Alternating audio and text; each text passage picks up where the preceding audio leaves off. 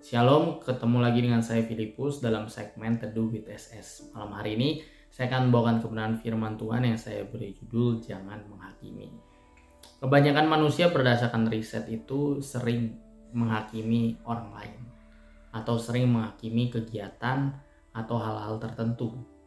Menurut Wikipedia sendiri, menghakimi itu artinya membuat suatu kesimpulan sendiri tanpa melakukan konfirmasi atau cross-check ulang dengan orang tersebut atau kegiatan yang kita lihat. Jadi kita melihat sesuatu dari luarnya, kita lihat langsung kita beropini sendiri, langsung kita berpendapat sendiri, seolah-olah itu menjadi kesimpulan dan seolah-olah itu menjadi fakta. Padahal kenyataannya itu tidak terjadi. Lalu kemudian ada perbedaan antara menghakimi dan mengkritisi. Kalau kita mengkritik seseorang atau kita menegur seseorang, itu niat hati kita adalah untuk orang tersebut berubah menjadi lebih baik.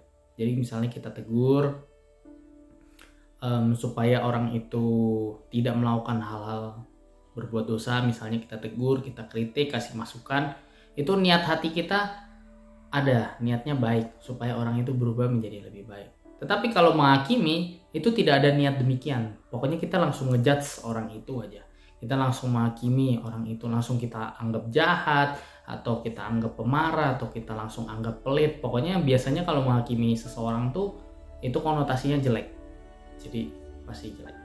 Lantas mengapa kita jangan menghakimi, atau poin apa aja yang membuat kita sebagai anak Tuhan tidak perlu atau jangan sampai untuk menghakimi orang lain?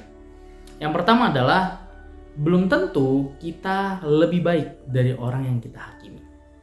Matius 7 ayat 1-3 berkata, "Jangan kamu menghakimi supaya kamu tidak dihakimi, karena dengan penghakiman yang kamu pakai untuk menghakimi, kamu akan dihakimi, dan ukuran yang kamu pakai untuk mengukur akan diukurkan kepadamu.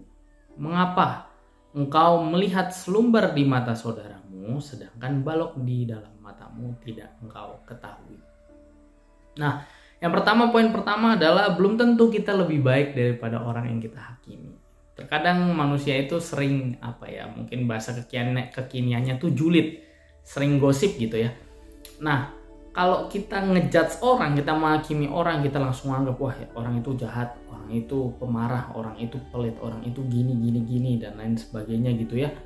Lalu kita mulai menggiring opini orang, kita mulai gosip, kita kasih tahu ke teman-teman kita, akhirnya terjadilah suatu kesimpulan yang sebenarnya itu belum tentu terjadi, padahal kita tidak sadar kalau kita juga banyak dosa, kita banyak kesalahan. Kita belajar dari peristiwa Yesus dan perempuan yang kedapatan berzina, di mana emang semuanya itu berdasarkan peraturan pada waktu itu adalah kalau orang kedapatan berzina tuh harus dilempari batu, dihukum sampai mati. Tapi Tuhan Yesus datang, lalu Tuhan Yesus bilang, siapapun yang tidak punya dosa, yang belum pernah berbuat dosa, silakan melempar batu ini paling pertama.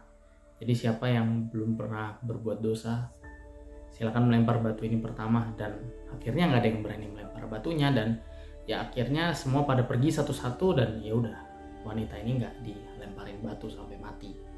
Demikian juga kita dalam kehidupan, sebelum kita menghakimi orang, lebih baik kita introspeksi diri kita aja. Dalam Matius 7 ayat 3 ini kan juga berkata, "Mengapa engkau melihat selumbar di mata saudaramu, sedangkan balok di dalam matamu tidak engkau ketahui?" Jadi kenapa kita sering menghakimi kesalahan-kesalahan orang yang mungkin kesalahan-kesalahan yang kecil, sementara diri kita sendiri itu masih banyak kesalahan yang perlu kita perbaiki. Jadi kita jangan menghakimi, karena yang pertama belum tentu kita lebih baik daripada orang yang kita hakimi. Yang kedua, mengapa kita tidak boleh menghakimi adalah belum tentu apa yang kita hakimi sesuai dengan realita. Nah, seperti tadi yang sudah saya katakan di awal, menghakimi itu adalah kita menilai atau menarik kesimpulan secara pribadi tanpa mengkonfirmasi ulang. Seperti misalnya contoh, kita mendengar cerita dari si A. Si A ini ngomong, wah si B itu dia tuh orangnya jahat ya, gini dengan kata-kata negatif gitu ya. Lalu karena kita mendengar perkataan si A tersebut yang menghakimi si B, lalu kita langsung percaya, lalu kita ikut-ikutan menghakimi si B. Padahal belum tentu, siapa tahu si A ini tidak objektif. Siapa tahu emang dia memiliki rasa sentimen dengan si B, atau mungkin kalimatnya diputar-putar, ditambah-tambahin, dijelek-jelekin. Alangkah lebih baik kalau kita mendengar cerita dari satu sisi, kita dengar juga cerita dari satu sisi yang lain. Melakukan konfirmasi supaya kita tidak menjadi menghakimi orang lain. Begitu juga terkadang dengan hal-hal yang cukup gampang ya, misalnya kita ngelihat orang itu di dalam rumahnya itu sering teriak-teriak gitu ya, kayak teriak, kayak misalnya orang tua manggil anaknya kencang gitu ya, misalnya panggil saya Filipus tapi dengan nada yang kencang gitu, lalu ada orang lewat di depan rumahnya lalu menghakimi, wah dia ini pasti didikannya keras nih, pasti mungkin ada potensi KDRT, mungkin ada hal-hal yang tidak baik, pasti pemarah nih isi rumahnya. Padahal enggak, padahal ya itu merupakan komunikasi yang biasa aja, yang mungkin terbawa dengan budaya ras, dimana kan orang Batak kan emang ngomong biasa tapi intonasinya kencang gitu loh. Jadi dengan intonasi kencang bukan berarti kita lagi marah-marah atau apa, enggak, tapi emang seperti itulah kalau yang budaya Jawa kan kalau ngomong kan halus, bahasa kromo, bahasa halus gitu ya. Kalau bahasa Batak kan ya emang relatif nadanya, intonasinya lebih kencang, tapi bukan berarti kencang itu kita marah, enggak, tapi emang logatnya aja seperti itu sehari-hari. Nah, terkadang hal-hal sepele itu yang kita sering menghakimi orang, tapi itu nggak sesuai dengan realita. Kita menghakimi orang kalau dia itu pemarah, intonasinya kencang, tapi sebenarnya nggak pemarah juga, emang intonasinya tuh emang kayak gitu.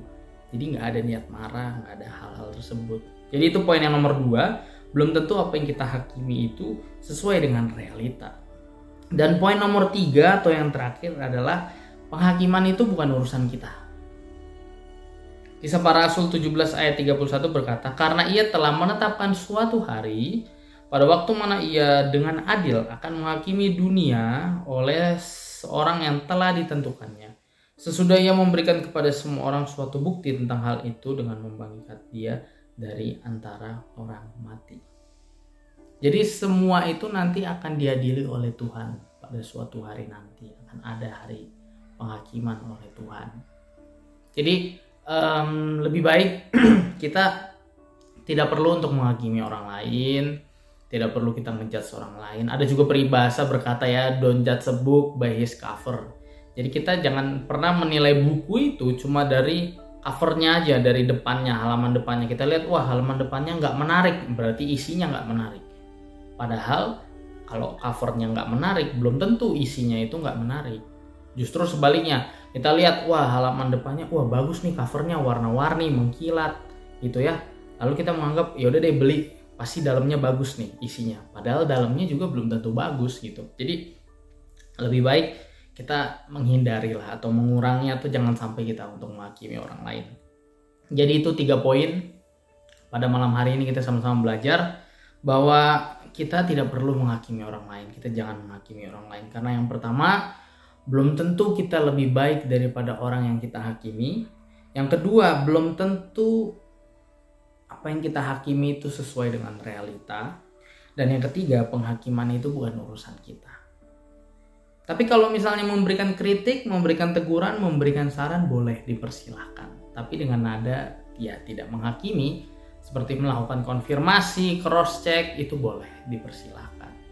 Jadi gitu buat Bapak Ibu saudara-saudari yang dikasih oleh Tuhan, malam hari ini kita sama-sama belajar untuk kita jangan menghakimi orang lain. Kita lebih banyak introspeksi diri kita sendiri aja supaya kita juga boleh hidup berkenan layak di hadapan Tuhan. Terima kasih, selamat malam, selamat beristirahat, Tuhan Yesus memberkati kita semua.